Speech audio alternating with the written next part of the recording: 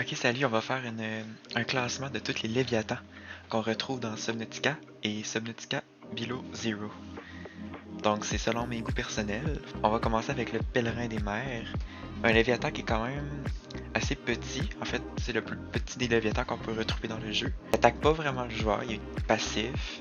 Mais si tu t'approches trop de lui ou si tu passes devant lui, il va te donner un coup de patte pour que tu te tasses. Puis, il ressemble un peu à un éléphant. Il fait un peu passer à un éléphant quand il se promène, là, fait que c'est quand même cool. Mais bon, il n'y a rien d'extraordinaire, fait que je vais le placer dans le C.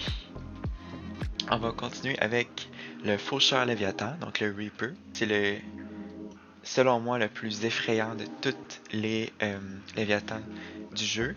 Parce que je trouve que, premièrement, son apparence est vraiment. Elle fait quand même assez peur avec toutes ses mandibules en avant. Il est quand même assez gros. Puis aussi, le cri c'est quand même vraiment effrayant. Ça rajoute une ambiance un petit peu plus stressante.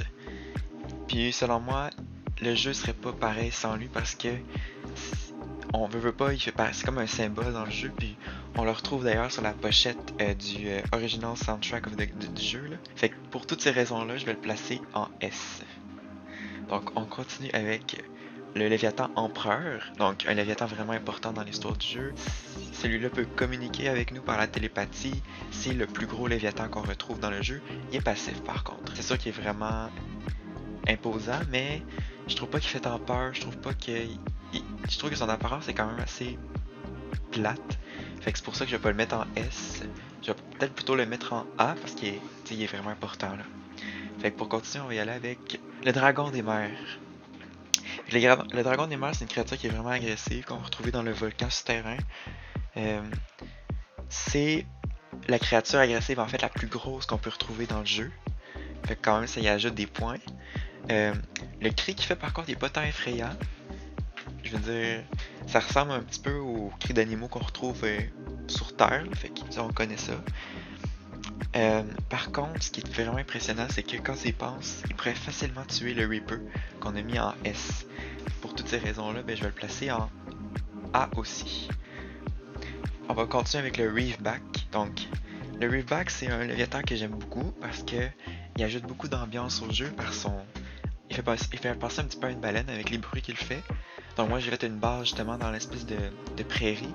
Puis dans la base on entend son cri. Puis je trouve que ça ajoute vraiment de l'ambiance. Et en plus, ce qui est vraiment spécial avec lui, c'est qu'il y a un écosystème à lui tout seul sur son dos finalement quand c'est un adulte.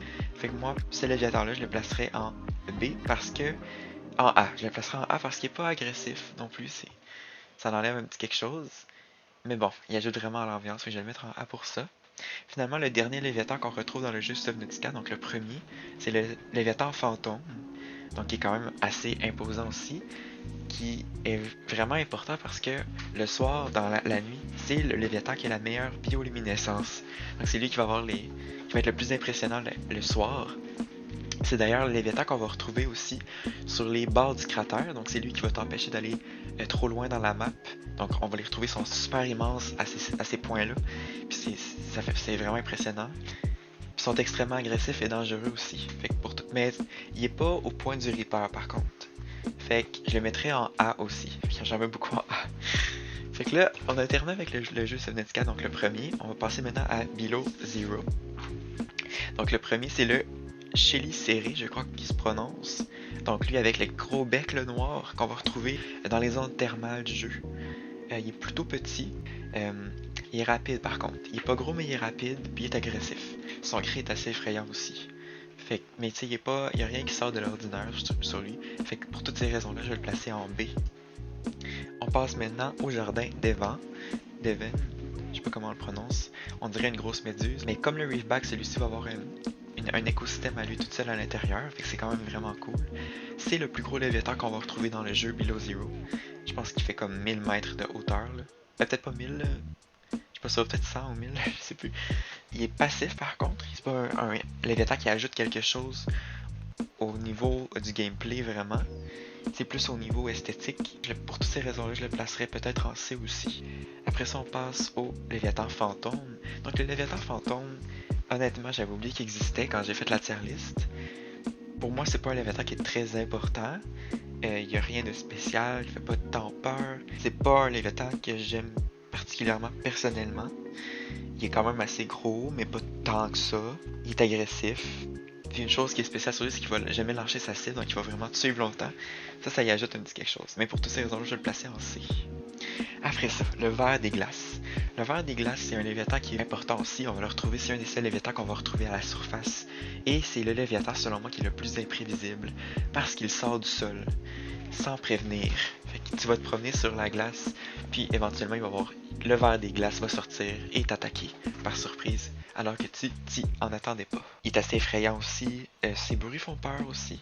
Fait que pour toutes ces raisons-là, je vais le placer en A. Et finalement, on a la baleine lumineuse, qui est un peu la même chose que le Reefback.